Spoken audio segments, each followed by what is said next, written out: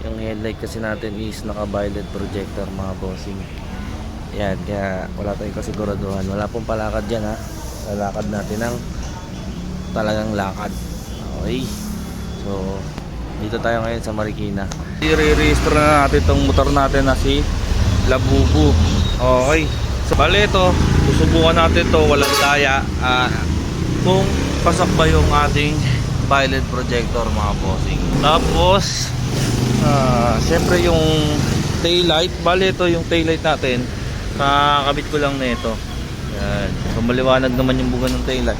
Saka syempre yung pipe ko papasok. JBT naman yun mga boss. Okay. So ano pa ba? Yung horn ko pala dito walang back to stock. Ito yung tunog nya. Boss Europa mga bossing. Yan. So pang malakas ang setup kasi yung ginawa natin dito kay Labubu mga boss. So i-re-registro natin kung mare-registro. Okay. Yun mga boss. Yan, dito tayo ngayon sa PM BIC. So pa-check natin yung motor natin dito kung uubra. Yun mga boss. Ayan legit yan mga boss wala pong i-edit yan. Walang lakad yan. Sariling lakad yan mga bossing. So, tingnan natin kung ubre violet natin mga boss. Alright. Yan. Antay na rin tayo dito sa ating waiting area. Yan. Bali, ito. Legit yan mga boss Pinadaan natin sa talagang nagtetest ng mga motor. Ayan. Gagawin sa motor natin yung stage 1. Okay. Brake test, speed test, emission, sound test ng pipe. Hindi ko lang alam kung pati horn yata. Ayan dito. Check ng headlight. Yung headlight kasi natin is naka-violet projector mga bossing. Ayan, kaya wala tayong kasiguraduhan. Wala pong palakad dyan Lalakad natin ng talagang lakad. Okay. So, dito tayo ngayon sa Marikina. Mga bossing walang daya po yan ako mismo naglakad ng mismo motor ko. Ayan, bali ito nga pala nakapangalan pa sa sa dati. Pass, light system, reflector, yung preno ko, pasok, side mirror, lahat, brake system, clutch, wheels. Yung wheels ko, alam ko medyo manipis na rin yan pero papalitan ko na rin yan. Plate number, shock absorber, frame, horn. Pasok yung Boss Europa natin mga boss. Yan. Brake test. Malakas preno niya kasi kapapalit ko lang ng yan. Brake master. Speedometer. Fail. Bakit? Yun lang. Kasi yan napalitan ko na yung speed meter ko nung mumurahin lang. Headlight, pasok ang ating headlight mga boss. Violet projector yan mga boss Sound level test sa sa pipe 77 dB. Pasok sa LTO mga boss. Dito lang tayo bumagsak mga boss. Pero all in all pass. Okay.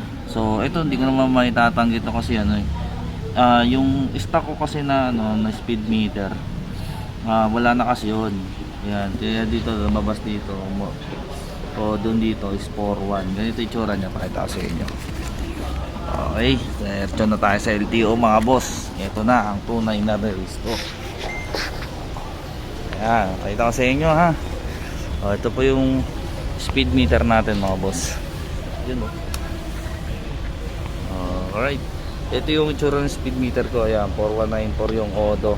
Kasi pinalitan ko na nga siya, mumurahin. Kasi yung dati na ito, may na siya dito, yung basta yung may bilog, sunburn yun, ganun. Pinalitan ko na siya.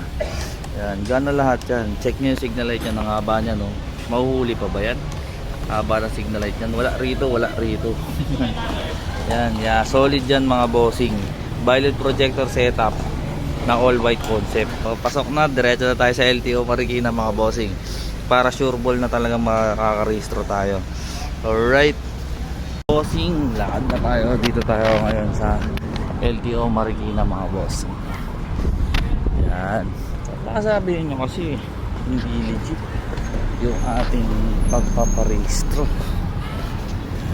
LTO Marikina bossing. Okay, punta muna tayo sa loob.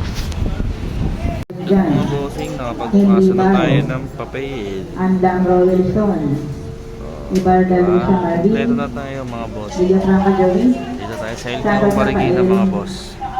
Alright, basta tayo mga bossing. Ayan, meron na tayong OR mga bossing. Ayan. So, na-renew natin yung ating motor mga bossing. Nasi Labubu. Bali yan dito nakapangalan sa akin ha. Bali, ayun na lang ang hindi ko na gagawa is yung ipa-transfer yung sa pangalan ko yung nabili nating motor. Nasi Labubu mga bossing. Yan, with plate number na siya, kompleto na siya mga boss. So, yun yung mga setup na kinabit natin dun buong bossing is legal naman. Okay, street legal po yung ginawa naming setup dito ay Labubu. Kahit na puro po siya, may mga modify